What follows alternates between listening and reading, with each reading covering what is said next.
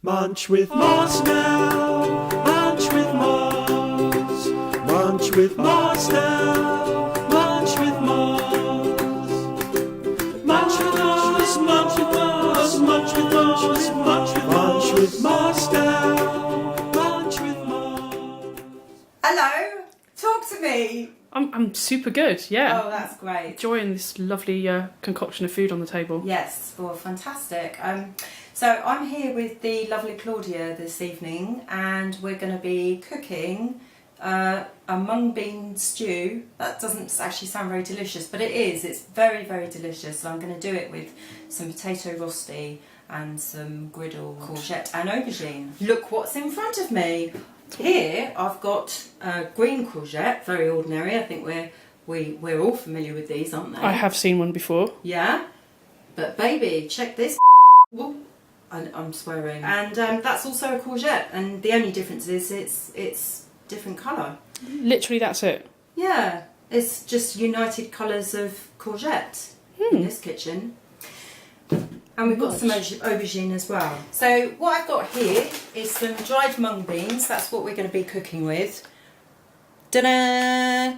But obviously we can't use them dried because they'd break our teeth and they wouldn't be very easily digestible. So we need to soak those generally overnight, just in water. Just tip them in a bowl, top them up with water, and soak them overnight, and then just boil them until they're soft. They don't actually take very long, these. With mung beans this size, certainly about well under an hour. I would say about 30 minutes, 40 minutes, but just test them, and when they're soft, they're done. I've already done this, and so they're already pre-cooked, just to make things a bit quicker. But yeah, so they've been pre-soaked and pre-boiled. Fantastic. And also I've got some sprouted mung beans here. Sprouted mung beans, and I'm a bit annoyed with myself because they're really, really, really easy to sprout yourself. And cheaper. And way cheaper. All you need is a contraption like this, which, you know, a lot of health food shops will sell. Yeah. And you just put dried beans, pulses, lentils, not red lentils because they've already been split. Interesting. Not split red lentils, they won't sprout.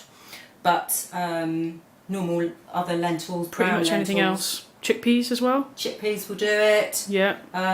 Some things don't. I think kidney beans I didn't have much success with. But you just put them in there, top it up with water, again soak it overnight, and then all you do is drain out the water, and then twice a day you just gently sort of fill it up with water and let it drain out. You do that twice a day, and then in about 2 or 3 days you've got these lovely sprouts. Amazing. And they're really good for you as well. Look at them. Because they're living food, I believe. Yeah, but I forgot to do it. So actually I had to get you to nip down the shop and Find get your those. nearest health food shop. Yes, that's right. Okay, so what I've got here is some, I think we can all see that these are carrots, can't we? And some onion. And all I've done is just really finely dice those.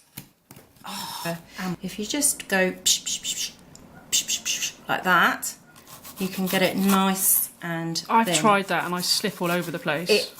Yes, it is easy done. I'm making out like it's the easiest You're just thing in making the it world. look proper pro here. Okay, so I'm going to take the onions and the carrots over to this pan here with some oil which has just been heating up. Whoa. I'm just going to put these in the pan so they can sweat off. There we go. Oh, look at this. What's that? You missed. How did you miss that? Carrot that's not been diced. Lack of attention to detail, really. So, what am I doing? I'm going to put some garlic in.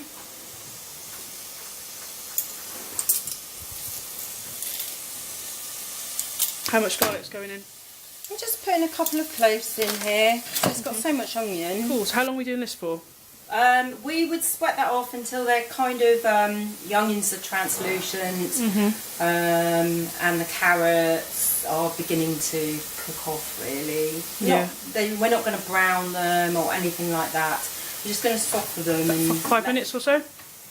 yeah, I would say about 5 minutes or so. Let them get to know each other a little bit in the pan. You know, it's been a bit of a blind date so far. But you know. And how many carrots did you use? I think I used 3 sort of reasonable sized ones. What's a reasonable sized carrot? Just trying to get like that. It's getting bigger and bigger. It's however big your Is that 6 inches? 6 inches is enough for anyone, isn't it? With cakes, with bakery, that's more of a science. You need to obviously have measurements and weigh things out because that's more alchemy. Things can go seriously wrong, can't they? Yeah. But with this sort of cooking, it is a case of chop it up, do it by eye, taste it. Yeah. If it's not right, adjust it. Does it need more salt? Does it need a bit more garlic? Does it maybe need a squeeze of lemon juice? Could it do with a few herbs? I really want people to start to trust themselves in the kitchen and just have an idea of trying things out, really. Okay, so we're going to keep this sweating off for a few minutes more, and while that is cooking down a little bit, I'm going to chop up these courgettes, well, slice them actually. We're just going to put those on the griddle pan. I'm going to slice those lengthways actually, just because that's the kind of mood I'm in. Oh. But rather controversially, I might do these sort of on the diagonal. And I'm going to just slice a few rounds, if that's the word, of aubergine. Yeah. To also go in there. So, I'm going to use some olive oil for this. So just let that get really quite hot. So that's been sweating off for a while now. It should be quite nice and softened. And how do you stop them burning? My onions burn like straight away. Well, you just keep it. Look, I've got it on really quite low. I mean, with some things, like when it gets a bit of colour on it, that means extra flavour. But in other things, you don't want it to. And in this, I don't want it to. No. Yeah, and that I do. This I don't. Right. So I think that's all good. And now I've got the mung beans.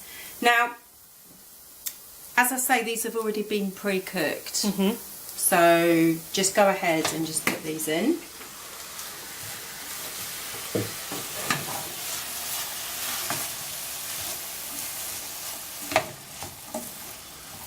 Mung beans weren't necessarily something that I was instinctively drawn to, if that makes sense. They don't look that great, do they? No, and the name of it, Yeah. mung beans, it's not that attractive sounding, really, is it? Doesn't make you kind of like salivate, go, oh, mung beans, have some of that. It's like a mixture of Ming and bum. I think you've just put your finger on precisely why we don't want to put our finger on it. Ming and bum. I boiled the kettle and I'm just going to put some water in here, and this is just some vegetable bouillon powder, easily available. I'm going to put a good teaspoon in there. Look like more than a teaspoon. Does it look like more than a teaspoon? But Well, I said a good teaspoon. yeah, okay. I was thinking your teaspoon is like my grand's teaspoon of sugar in her tea, which is actually 3 teaspoons of sugar in the tea. Okay, so I'm going to put the courgettes and the aubergines in the griddle pan. As you can see, there's only so much I can fit in, so I'm going to have to do this in 2 batches anyway. They're awkwardly sized. Right, they can just do their own thing. We got the courgettes and aubergines, the mung bean stew, and what are we having? What's the full kind of dish? What's Moz Munch's mung bean stew extravaganza going to be? Well, I haven't yet. I've been keeping this under wraps, haven't I? I'm going to do also a potato and onion rosti as well. So what I've done is I've just grated some potato and some onion in there together, and I've just done it by hand actually, just using the grater here. You get quite a lot of water in with the potato and the onion, so you do have to kind of squeeze out the water. Then all that's left to do with that is to season it,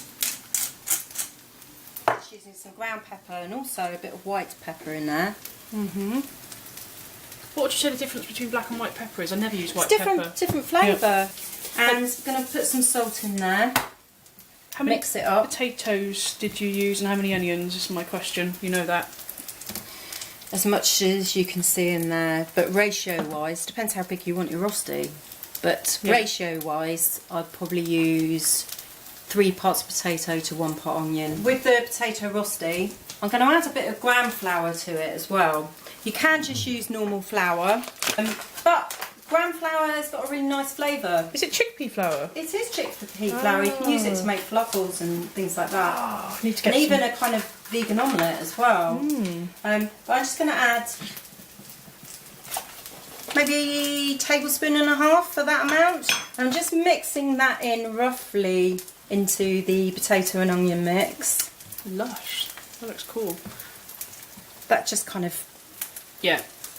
helps it all mix together and takes out some of the excess moisture.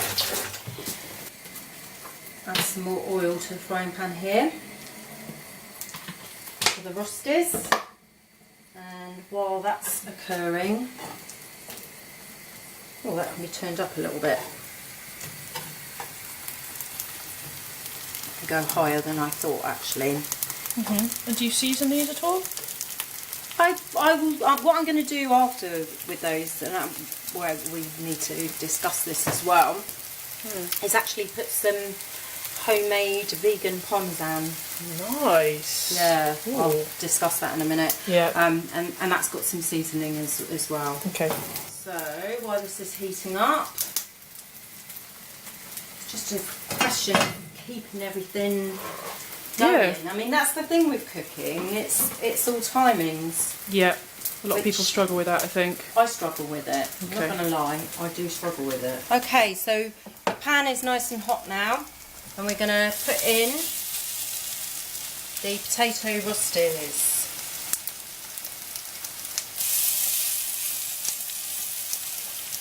Sort of press those down slightly. Bit messy, so a bit of a wash of the hands.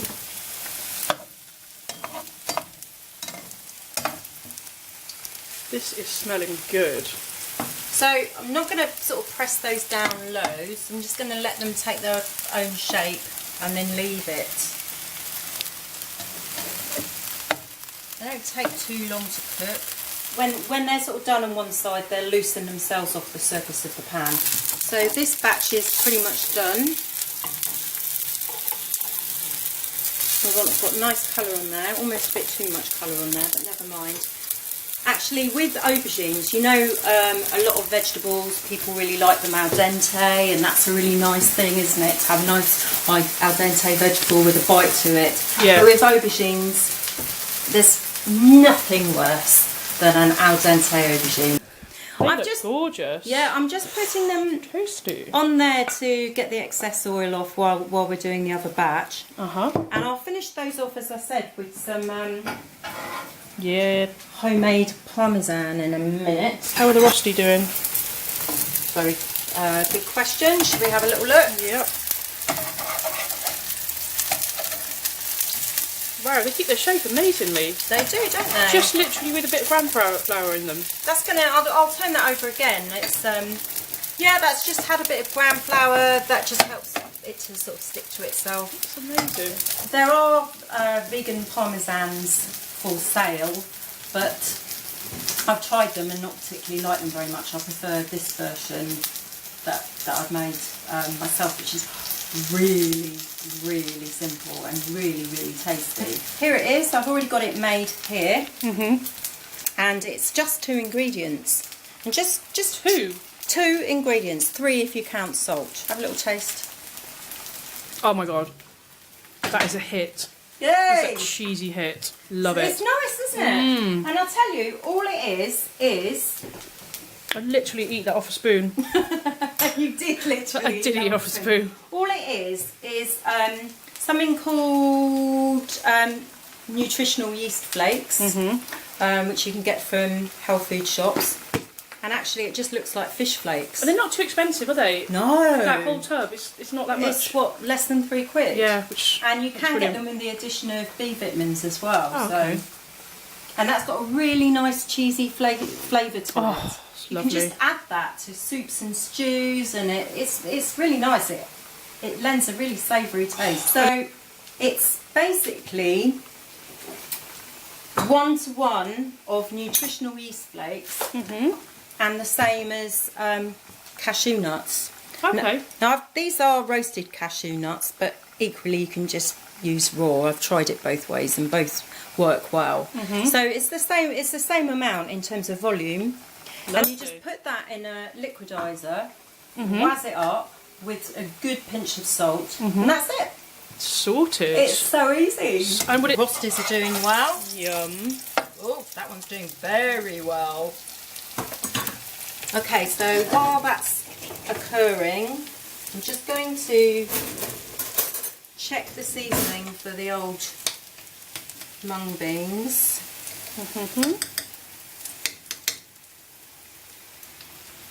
That's the thing with cooking, just keep tasting. Pretty good. Yeah.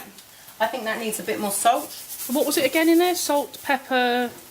I actually haven't added pepper yet, so I'm Okay. going to add some pepper now.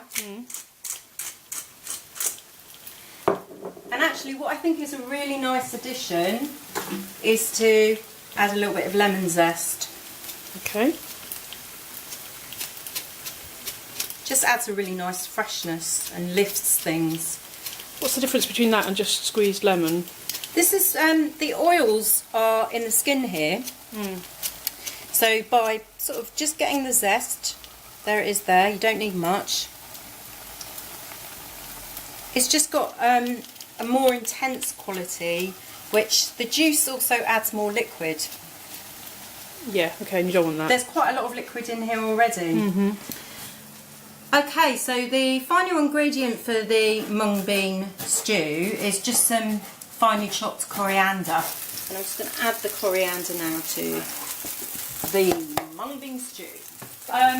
The aubergines and courgettes are pretty much done. The mung bean stew is done. The potato rostis are done. We are good to build the dish. Yum. This is looking good. Okay, so Wowzers. So I'm just going to finish it off by adding some sprouted mung beans, which just adds a nice bit of texture really on top. It's not essential, it's just a nice little touch, isn't it? Yeah. And not forgetting the quote marks Parmesan cheese. Parm vegan. Parm vegan. Is that a thing? I think I've just made that Did up. you make it up? Possibly. That's brilliant. Someone might have already made it up though. We'll check before I claim that. I bet someone has. Probably. And that is it. What are we calling it? I don't know. Oh my gosh. That's quite good noises. It's nourishing, wholesome, enriching, life force. Ooh. Mega munch with Moz. Anytime. And that's it. Hooray! Munch with Moz now. Munch with Moz. Munch with Moz now. Munch with Moz. Munch with Moz. Munch with Moz. Munch with Moz. Munch with Moz. Munch with Moz now. Munch with Moz. Munch with Moz now. Munch with Moz.